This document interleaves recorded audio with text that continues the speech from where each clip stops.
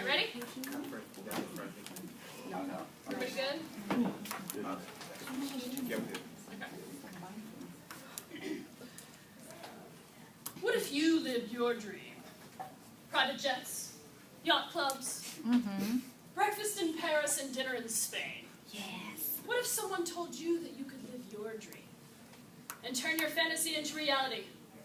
Well, guess what? It can happen. Meet Bernie Evers, normal guy from Edmonton, Canada. He received his bachelor's in phys ed and his doctorate in law. Guess his law degree didn't pay off so well, considering he's serving his 25-year sentence for corporate securities fraud. He had it all. CEO of Worldcom, the largest telecommunications company this planet has ever seen. Evers was worth billions, but oh, how the mighty have fallen. He and his company were reduced to nothing in 2005. Perhaps he should have made better ethical decisions and followed basic accounting principles in order to keep himself out of the slammer. Good evening. I'm Abby Gay, and this is 2020.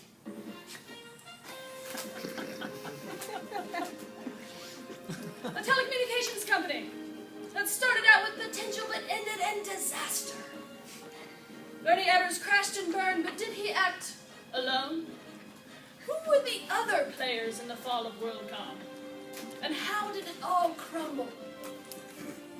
Simple, deceiving journal entries that were ignored by the auditors, those who were entrusted by the public. Who will pay?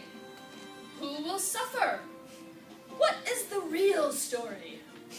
Tonight on 2020, we deliver a very special and thrilling accounting story in the form of a play. A CEO and his sidekicks on trial. A whistleblower who fought for the truth. A judge must decide. Coming up next, what Worldcom did for money in the fall of Worldcom.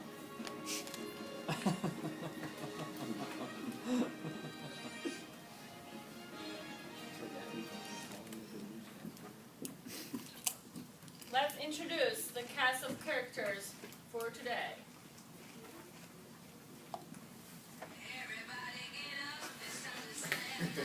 Bernie Evers, played by Kyle Nurbon. Next, Scott Sullivan, played by Freddie Woolford. Following closely behind is Mr. Sheldon Foster, playing David Myers. Next, Mr. Buddy Yates, played by Jordan Braun.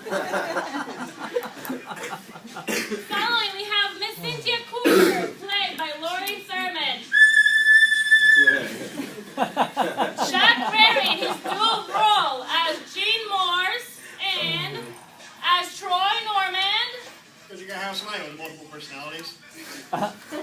Following, Miss Sky Pierce playing Betty Vinson with her chicken.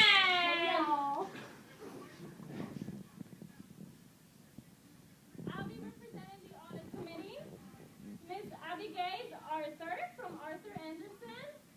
And last but not least, Miss Kelsey Robinson as the SEC judge.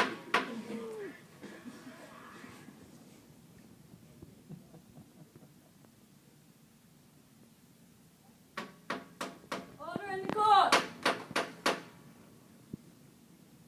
Well, Your Honor, I'm a salesman, not a numbers guy.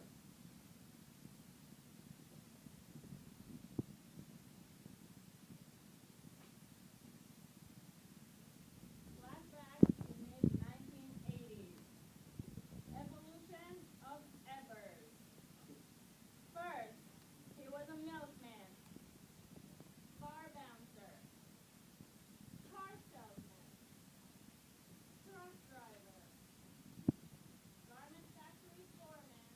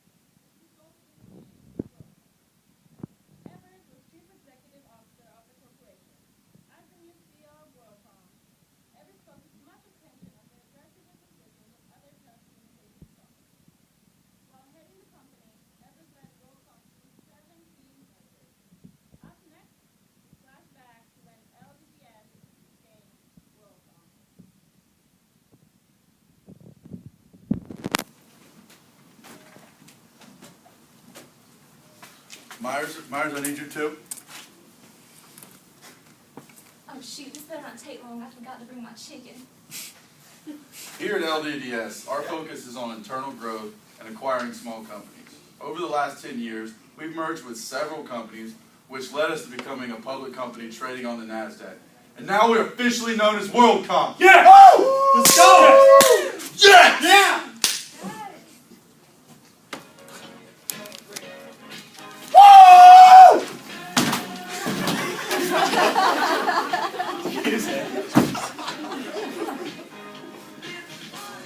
That's quite a thumb.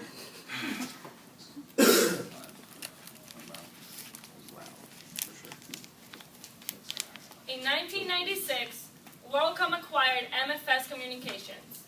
In 1997, Worldcom had a bid war with British Telephone and GTE over MCI, which became the largest takeover in U.S. history.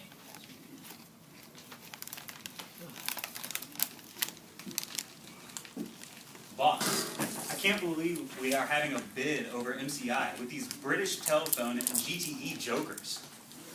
Let me just check on something. I can't believe this. What? What is it? You see that right there? Oh my gosh! We won. We won the bid. We got MCI. What? We got MCI? All right, boys. Yes! Yes! Woo! Woo! Let's go! Yes!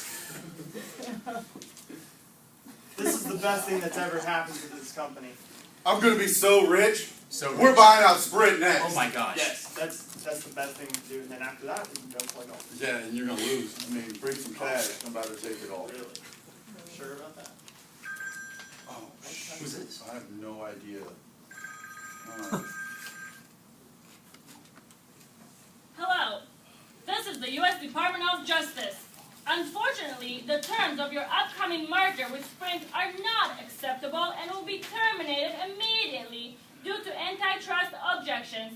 Thank you. Have a nice day. What shit? What?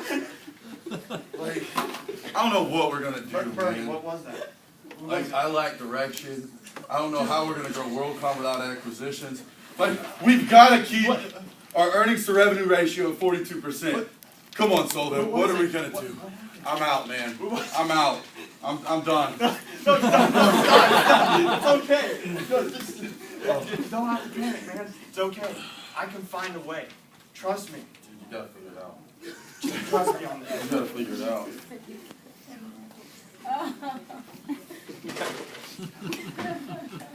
But how will they find a way? Accruals? Capitalizing line costs?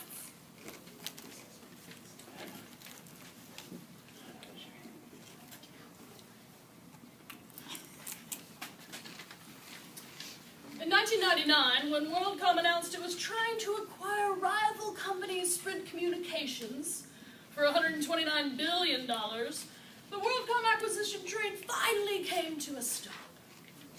In the summer of 2000, the merger plan was turned away by regulators. With the Sprint deal being killed, it put Worldcom in a situation where they were forced to turn into an operations company. The question that was posed on the street, as well as internally, was, how well will Bernie do as an operating CEO versus an acquisition and growth CEO? With his latest deal in shambles, Eber faced an additional challenge in the summer of 2000, the most difficult operating environment of his career. The economy was in trouble, the telecom sector was in trouble, meaning Worldcom was in trouble. But that wasn't the only trouble for Worldcom. Up next, Worldcom's corporate culture gets the spotlight. Stay tuned. As noted in the report of investigation provided by the SEC, Evers controlled the board's agenda, its discussions, and its decisions. The pressure to meet the numbers was high, the department that served as controls were weak, and the word of senior management was final and not to be challenged. I'm no expert, but from the looks of it, I think you could say that was one bad corporate governance structure.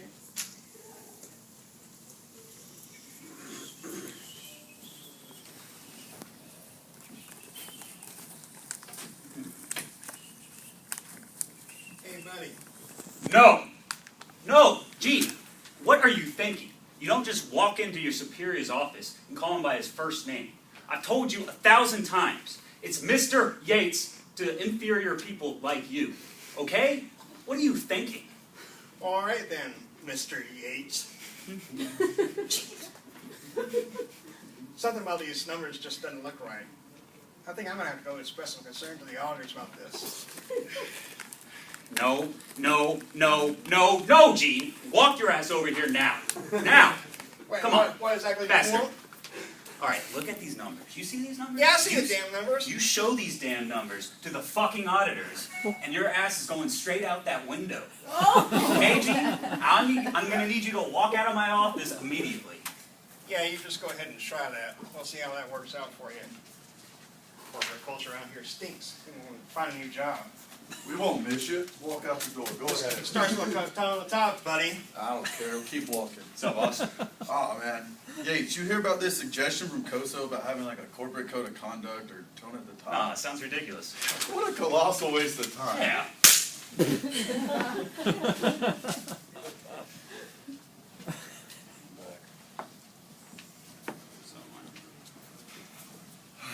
Want to see us, boss? Yeah, So, man. boss? I got some pretty important stuff to talk to you guys about. All right, senior staff. Our goal is not to capture market share or be global. Our goal is to be the #1 stock on Wall Street. Everyone else in the industry is failing. If we don't improve our performance, we'll lose everything, guys. I need you. All right. Thank you. So, I know more about that MCI merger than anyone else in this building. All right? We got plenty of over accruals that we can use to generate more revenue. If you receive any resistance from your managers, deal with it. All right? Keep this a secret between me and you.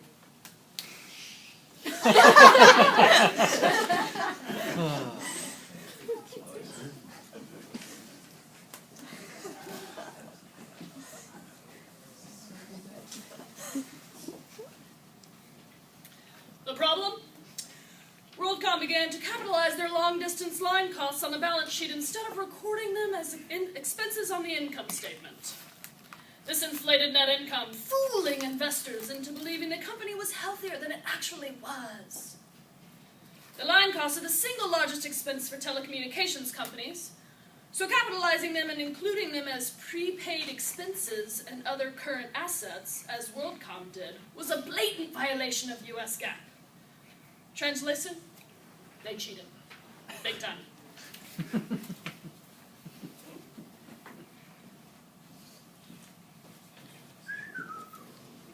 It's a beautiful day in the neighborhood. Send this email out.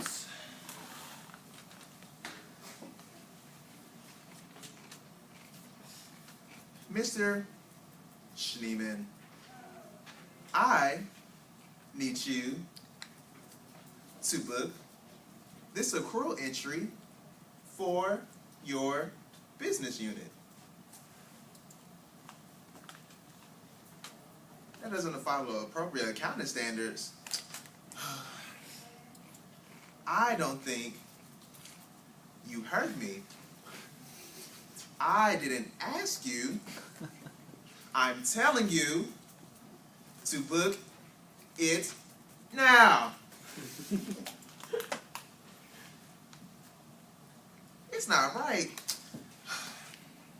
If you don't book this entry, I will fly up to DC myself and book it. Oh, he wants to play games, huh? I guess I'll just have to get some other peon to do it.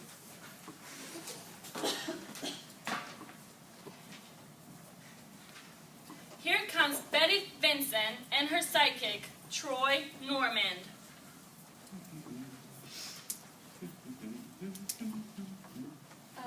Mr. Yates, you asked to see us? Oh, hey there, little Miss Betty. Yeah, I'm going to need you to release $828 million of line accruals into the income statement. Mr. Yates, that just ain't right. That's not good accounting. Well, I mean, I'm not necessarily happy about it either, but Boss Myers assured me that this won't happen again, so go do it. I just don't know about this. It'll only be this once. Well, all right. Come on, Norman.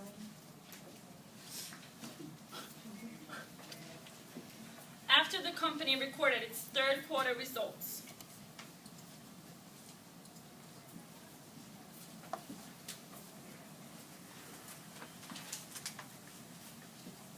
Hey, Bernie. Yeah, you got us at tea time later? All right, awesome. What time? 2 o'clock? Hold on. Important stuff. All right, I'll see you there. You want to see me? Mr. Sullivan, I just can't do this anymore. I'm gonna have to quit. I just can't keep recording these big old accruals. Yeah, I got days back. I'm not doing it anymore either. Just take it easy, guys. Calm down, calm down. Think of us as a aircraft carrier, okay? We got the planes in the air. Let's just get those planes landed. Once they're landed, you do whatever you want to leave if you want to, but why would you want to leave? We're Worldcom, we're the best. But just don't leave while the planes are in the air. We need you, okay? Now, you promise I won't have to do this again. I promise. This is all me. Just trust me on this. I promise. Well, I do make a lot more money than my husband, especially since his homemade raccoon furniture business hasn't quite taken off yet.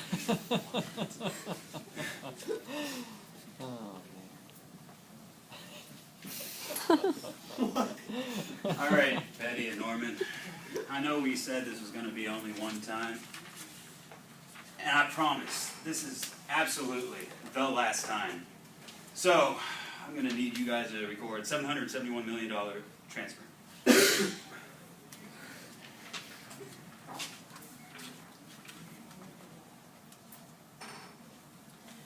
Vinson begins to drastically lose weight from the stress. Well, Lord have mercy, I'm getting so skinny I can see my feet again. Now, Norman, we have got to stop making these entries for good. Oh yeah, I got your back. Anyone ever tell you you look just like Gene? I've heard that before. 2 years and $3.3 billion later.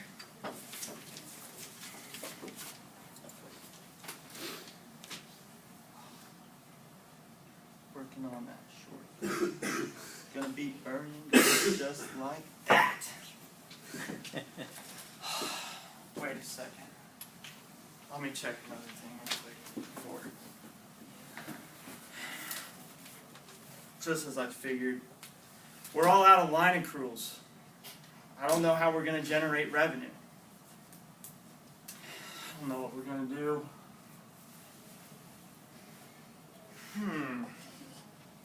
I got an idea. How about capitalizing line costs? That'll work. Let me call Yates. He'll grab Myers. Run it by him quick. Ring, ring, ring, ring. What's up, boss? Hey, Yates, can you bring Myers? I gotta Yeah. run something by y'all real quick. All right, sure thing. Let's roll, Myers. Glad y'all can make it. So you brought that stuff I sent you? Yeah. Okay, awesome. Well, we're gonna have to change some things around, okay? We're gonna have to do costs, they're gonna have to be treated as capital expenditure now. Rather than operating costs, since the contracted excess capacity gave the company an opportunity to enter the market quickly at some future time, when demand was stronger than the current levels. Just take a look at that stuff real quick and tell me what you think. Check this out with me, Myers. That just doesn't seem right. Interesting. What is this? You know, Sullivan, Myers and I have reviewed and discussed your logic of capitalizing excess capacity and can find no support within the current accounting guidelines that would allow for such ridiculous accounting treatment. Are you saying it's wrong? Are you saying it's fraud? Because it's No, not. Sir. No, sir. It's not fraud. Yes, sir. It's what we like to call income smoothing. It's a form of earnings management that stays inside the guidelines of GAAP. Yes, sir. So, I mean, sound good? Works with us, I guess. You're the boss. Yeah, that's right, I am. Yes, sir. Let's go. Yeah.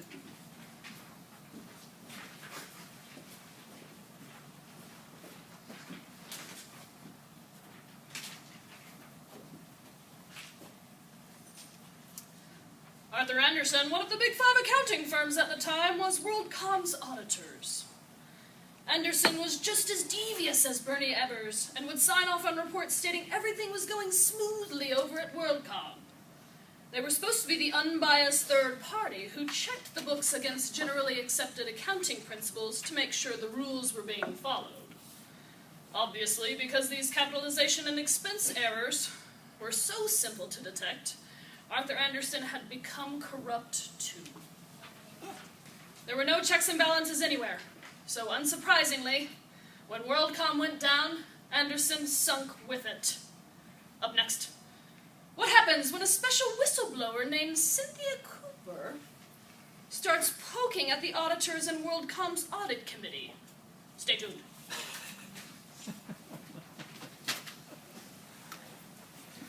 Enter Cynthia Cooper and her sidekick, Jean Morse.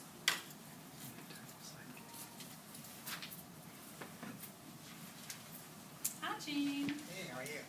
I'm noticing a few weird things here. First, it looks like my audit scope has been restricted. It's really weird. Also, I see a complaint here about a $400 million accrual that was approved by Sullivan and our auditors, Arthur Anderson. Something's wrong.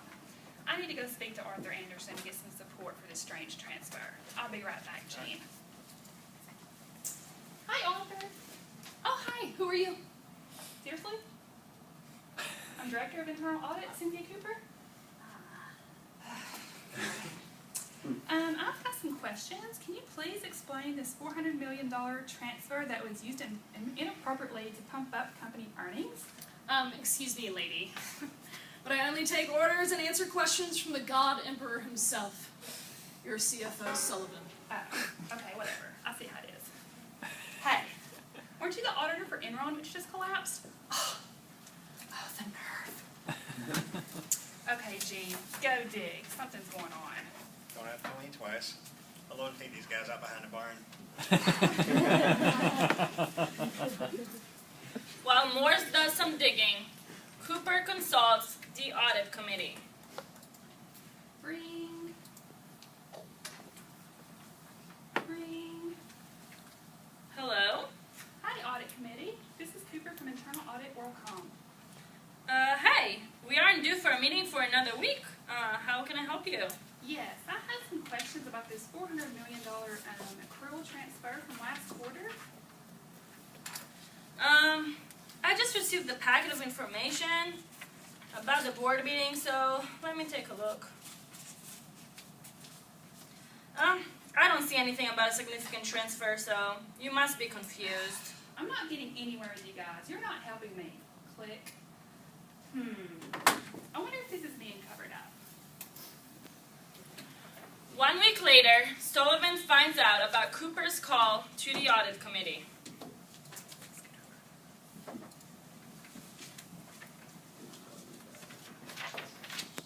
Hey, lady. Oh, hi, Mr. Sullivan. How are you? All right. Okay, Heard about your little chit-chat with the audit committee. yeah, I just have some questions. Yeah, you had some questions? Well, stop asking questions, okay?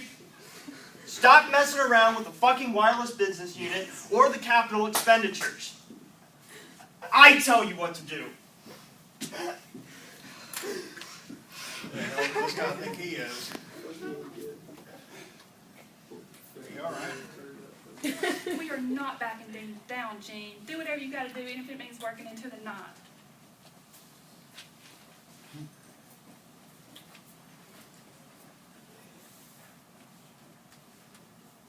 Ring, ring, ring, ring. Hey, this is Jack from IT. Hey, Jack. I've got some new software I need to test to see if we can possibly enhance our journal entry process. Uh-huh. I need to see if you could possibly give me administrator access to the accounting files. Well, normally I'd say no, but I know you work with internal audit. I can give you access for a 2-month time frame. After that, we would need to review that before I can extend it. All right, I really appreciate this, Jack. Sure thing. You have a good day. You too, buddy.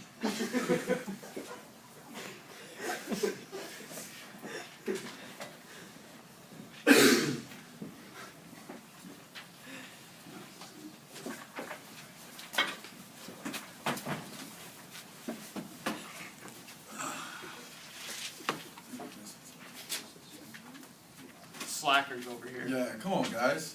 Like, There's did you? always people late to our board meetings. What the hell? Sorry, boss. Don't let it happen again. Yes, sir. Alright, now that everybody's here, I want to thank y'all for meeting today. Worldcom means more to me than life itself, and I know many of y'all feel the same way.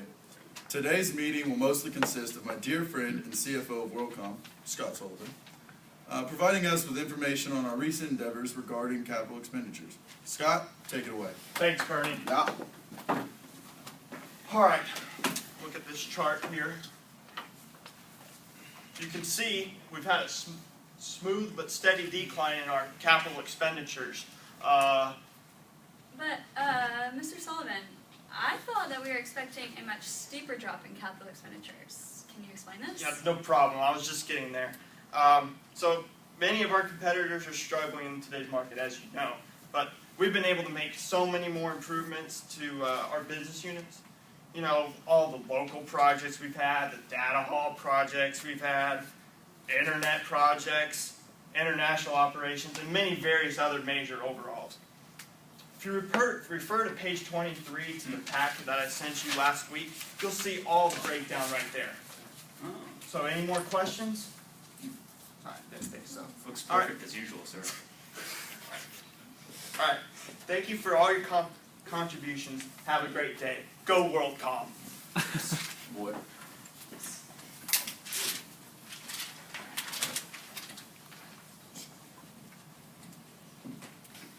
SEC delivered a surprise request for information from Worldcom in March of 2002, wanting to examine company data to learn how Worldcom can still be profitable, while other telecom companies were reporting large losses.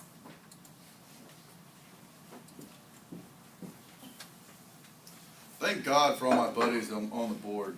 With all my investments in hotels, real estate ventures, a Canadian cattle ranch, timberlands, a rice farm, a luxury yacht building company, an operating marina, a lumber mill, a country club, a trucking company, and my favorite, a minor league hockey team. They were able to allow restructuring of my loan.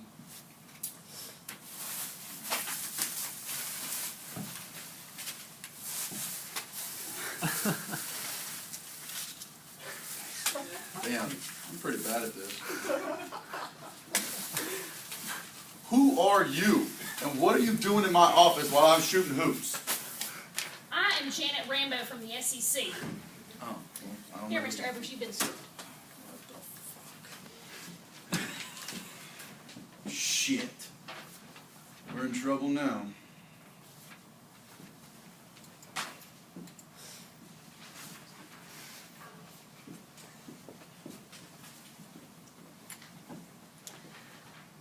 Evers, with the assistant of Worldcom CFO Scott Sullivan, chose to lie to their investors and regulators while inflating their company earnings and stock prices, while also failing to report their missed growth projections. With its rapid growth and numerous mergers, Worldcom accumulated billions in debt. With this looming debt, Evers and Sullivan turned to illegal accounting moves that misstated their revenues and actually inflated their earnings by hundreds of millions of dollars. The final nail in the coffin for Evers and Worldcom dealt with the sweetheart contracts and loans that were extended to Evers by Worldcom's board of directors. The board extended Evers $366 million in personal loans and loan guarantees, which he later defaulted on, bringing the final total to over $400 million. This wrongdoing sparked an internal investigation 2 months later. Up next, we see what happens when Cynthia Cooper finally gets the real story. Stay tuned.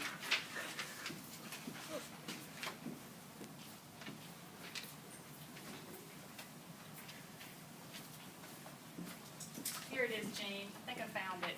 $3 billion in questionable expenses. What do you think we should do? I'd go ask Betty Vinson. I think she usually handles these type of things. Oh, that's a good idea. I'll be back. Oh, hi, Betty. Oh, chicken. Is that a regional recipe or extra crispy? Both, and you can't have. Oh, okay. So, the reason I came to see you, I had some questions about some of these questionable expenses. Do you know anything about them? Yeah, I've seen them before, but I ain't know nothing about them. I ain't know what intonation they're for. Okay. I guess I'll just have to go see Yates. You do that, sugar. Bless her heart.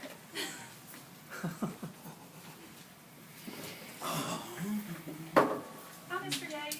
Internal audit? What the hell is the likes of you doing at Buford Buddy Yates' office? Excuse me. I'm here. I have questions.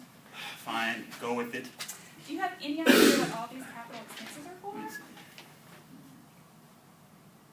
Nah, I'd go ask Myers. I have nothing to do with that kind of crap. Does anybody know what's going on around here? Not me.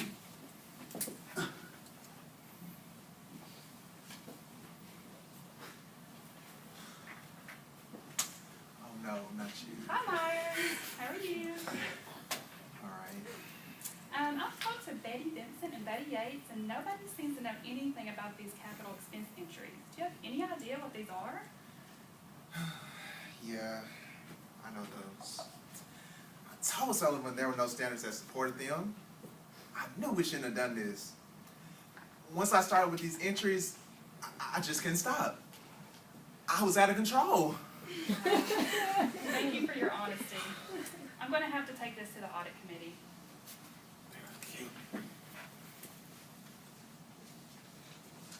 Hi, audit committee. Thank you for meeting me on such short notice. No problem. What can I do for you? I found right here over $3 billion in line costs recorded as capital expenditures, none of which are justified. Wow. I'm going to need to take this to the boardroom. Would you mind coming with me? Sure thing.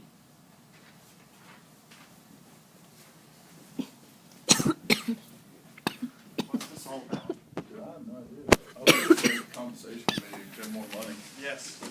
Hey guys, before we start this meeting or whatever the hell it is, I just want to tell you two are the best damn bosses I've ever had. Your brilliance, your leadership, your expertise, out of this freaking world.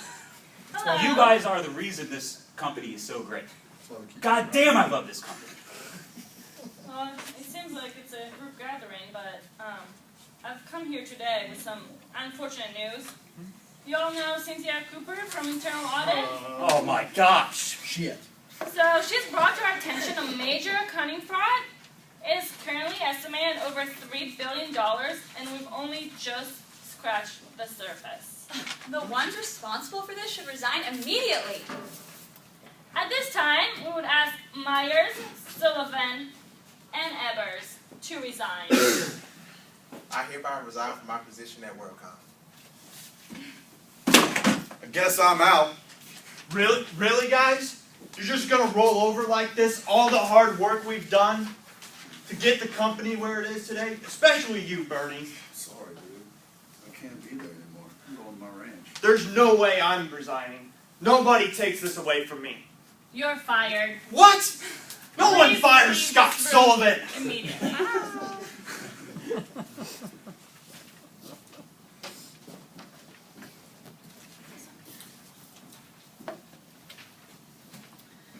In August of 2002, the Justice Department indicted several Worldcom top executives. The charges followed the company's own admission that its profits for the previous 3 years were an illusion. The massive accounting fraud had made a business gone bad look good. The phony income grew to $11 billion, the largest fraud ever committed by a U.S. corporation. Think of the companies that went out of business, that assumed that Worldcom was real. Little did anyone know that at Worldcom, few things were real. It was a company whose business model was built on a lie. This lie was orchestrated by top management that toppled Bernie Ebers' company and troubled the entire telecommunications industry. This inevitably led to the collapse of Worldcom and the federal indictment that would soon follow. In July 2002, after accumulating $41 billion in debt, Worldcom filed for bankruptcy. After the internal investigation and cooperation from Scott Sullivan, a federal indictment was filed against Ebers in March of 2004. The charges included securities fraud, conspiracy to commit fraud, and participation in filing false corporate records with the SEC. Up next, we take a look into the courtroom with the perpetrators. Stay tuned.